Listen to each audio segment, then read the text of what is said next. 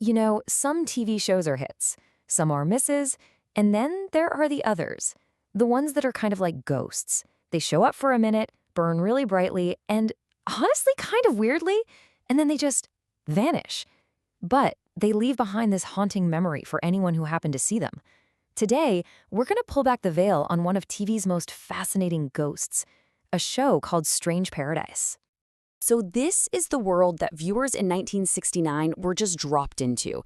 And you got to remember, this was not your typical afternoon show, with the usual romantic drama. No, this was something else entirely. Something darker. It felt like it was pulled right out of a Gothic novel and then just blasted into living rooms in full color every single weekday. All right, so the whole story kicks off in a place that's as gorgeous as it is cursed.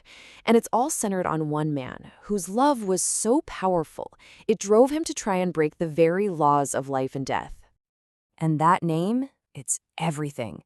Maljardin, the Garden of Evil. I mean, come on. It tells you right up front that this isn't just some beautiful island getaway. It's a warning. It's telling you that whatever beauty you see on the surface is hiding something truly awful underneath. And this is the heart of it all, the central tragedy. Jean-Paul Desmond, he isn't some mustache-twirling villain, not when we first meet him. He's just a man who's been completely shattered by grief. But in that desperation, he turns to a portrait of his ancestor from the 1600s and makes a deal to defy death. A deal that, as you can probably guess, is going to cost him and everyone he knows absolutely everything. And let me tell you, this show wasted zero time getting to the creepy stuff. Just look at the timeline for the first week. Day 1, his wife dies. By day 3, he's already possessed by a ghost. This wasn't a slow burn. No, this was a full-blown supernatural wildfire from the very first episode. So what really made Strange Paradise so gutsy for its time was the way it just slammed two totally different worlds together. It's like they took two completely different recipe books and just threw them in a blender. In one corner, you've got all the classic horror stuff.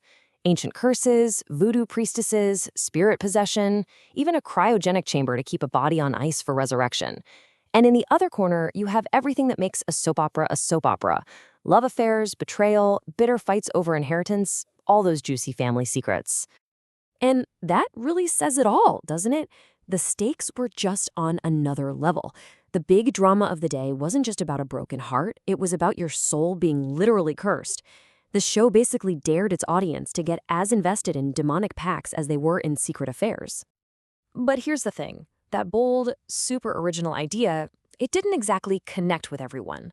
Turns out the Garden of Evil was maybe a little too strange for the average viewer, and that forced a change so big, it basically turned it into a whole new show. Just 65 episodes, that's it. After only 13 weeks, the producers just slammed the panic button. The whole Maljardin Island story was wrapped up, and the entire show was moved from that steamy Caribbean island to the cold, creepy halls of a mansion somewhere in North America.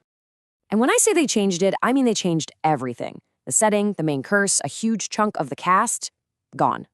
The plot went from a guy trying to resurrect his dead wife to an entire family cursed with a mark of death that made them kill each other. Oh, and now they were fighting a coven of witches and some ancient serpent god. Casual stuff. Now, if you think the on-screen story was wild, just wait till you hear about what was going on behind the scenes. Because making a supernatural soap opera every single day, well, that was a whole other level of chaos. Just let that number sink in for a second. 195 episodes. I mean, that's more TV than the entire run of a lot of legendary sitcoms. It's a truly insane amount of story to write, shoot, and get on the air, especially when you're dealing with all these complicated supernatural plot lines. And they did all of that in less than a year. A brand new episode every single weekday. Can you just imagine that pace? The relentless grind of scripts and rehearsals and filming, it left basically no room for mistakes and put this incredible pressure on every single person working on the show. You have to remember, the whole show was a huge gamble. It was this really ambitious Canadian-American project that was trying to catch the same lightning in a bottle as the massive American hit, Dark Shadows. They saw how popular that show was, and they wanted in on the action. But trying to be a pioneer like that comes with some serious risks. So when those early ratings came in and they weren't great, The network's reaction was swift and it was brutal. The show's creator? Gone after just 9 weeks. The executive producer? Replaced. They were so desperate that they actually poached a producer, Robert Costello, directly from their biggest competitor, Dark Shadows, just to try and save the thing. In the end, the show was canceled after that 195th episode. By every official metric, it was a failure.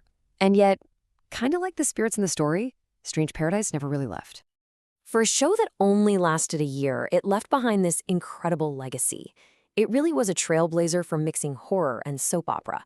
It was a huge deal for Canadian TV production. And get this, it was the very first soap opera ever to be sold into reruns, which is how it found this whole second life and built this loyal cult following that loves it to this day.